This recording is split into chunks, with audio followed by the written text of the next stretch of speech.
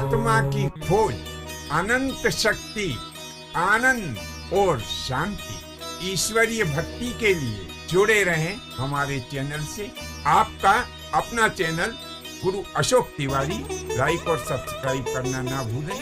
धन्यवाद। जय माता की, जय परशुराम। श्री गणेशाय नमः। प्रिय बंधुओं, जब जन्म कुंडली में अथवा गोचर में शनि अशुभ स्थिति में आता है तो कौन कौन सी बीमारियां पैदा हो जाती हैं, चलिए आइए जानते हैं आज इसी के संबंध में। तो शनि जब अशुभ स्थिति में आता है तो क्या होता है कि उदर यानी पेट से संबंधित बीमारियां, बुखार और सर्दी तथा मुंह के रोग, आँखों की बीमारी तथा दमा, ये सब बीमारियां पैदा हो जाती है। कब? जब शनि अशुभ स्थिति में आता है तब।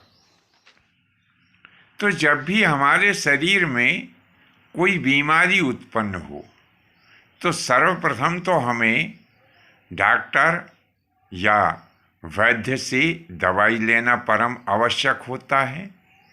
और दवाई लेने के साथ साथ जब ये जो बीमारियां हमने बताई, इन बीमारियों के लक्षण स्पष्ट हो जाएं तो उस समय हमें ज्योतिषीय मदद भी लेना चाहिए।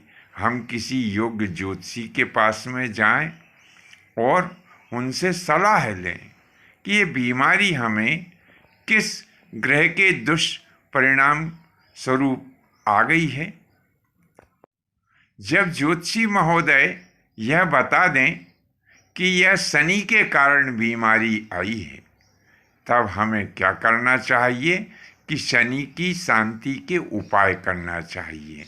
अब शनि कैसे शांत होता है तो हम आपको बता दें कि हनुमान जी का पूजन करने से शनि बहुत जल्दी शांत होता है।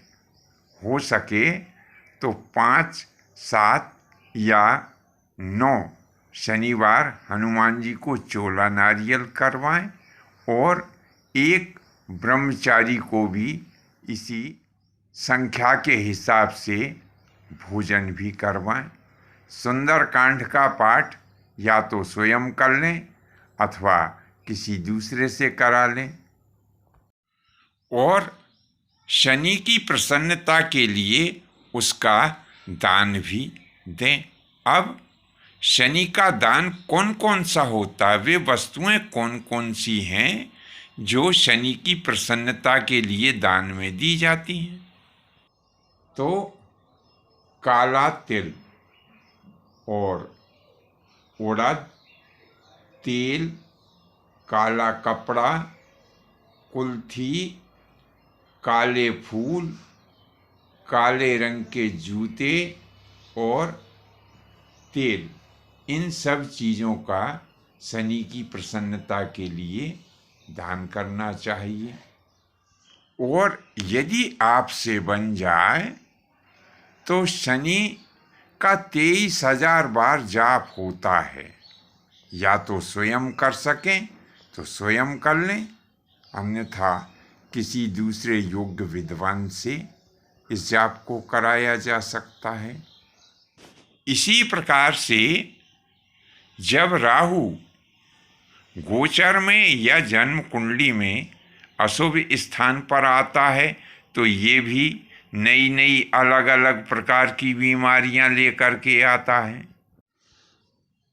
राहु के अशुभ स्थान के ऊपर आने पर मुंह में बीमारियां उत्पन्न होती हैं, फेफड़े की बीमारी आ जाती है और छाती तथा गले में बीमारियां आती है, सिर दर्द होने लगता है, कान दर्द होने लगता है, पैरों में बीमारियां आ जाती हैं।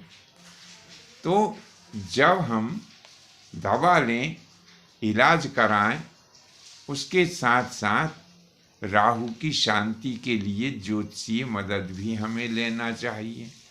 जब ज्योतिषी महोदय ये कह दें कि भाई तुम्हारे ऊपर राहु अशुभ स्थिति में है, तो इसकी शांति का जो उपाय है वह हम आपको बता रहे हैं कि राहु कैसे शांत होता है। इसमें 5, 7 या 9 शनिवार को हनुमान जी को चूल्हा चढ़ाना चाहिए और या तो स्वयं सुंदरकांड का पाठ कर लें या दूसरे किसी योग्य व्यक्ति से सुंदरकांड का पाठ करा लेना चाहिए। इसी प्रकार से 5, 7 या 9 शनिवार के दिन किसी गरीब व्यक्ति को भी भोजन कराएं। और जो राहु का दान है वो राहु का दान भी दें। तो अब राहु के दान में कौन कौन सी चीज़ें लगती हैं? इनमें 7 प्रकार का अनाज, काले फूल और सब्जी काटने का चाकू, तिल, तेल, लोहे का टुकड़ा, सूपड़ा और तिल से भरा हुआ तांबे का पात्र, ये जो है दान राहु की प्रसन्नता के लिए दिया जाता है। यदि बन पड़े तो जो राहु का मंत्र जाप है वह या तो स्वयं कर लें या किसी दूसरे योग्य विद्वान से करवा लें। तो राहु का मंत्र जाप जो होता है वह 18,000 बार सविधि जाप करना चाहिए। तो बंधुओं, यह जो जानकारी आपकी सेवा में प्रस्तुत की है यह ज्योतिषीय जानकारी भी है, धार्मिक जानकारी भी है। इसको देखने के पश्चात आपसे हमारा निवेदन है कि अपने 2 इष्ट मित्रों को इसे अवश्य आप शेयर करें। यदि कोई ज्योतिषीय समस्या आपकी है तो नीचे कमेंट्स बॉक्स में लिखें, यथासंभव उसका समाधान करने की कोशिश की जाएगी। आज्ञा दीजिए। धन्यवाद। जय माता की, जय परशुराम जी की।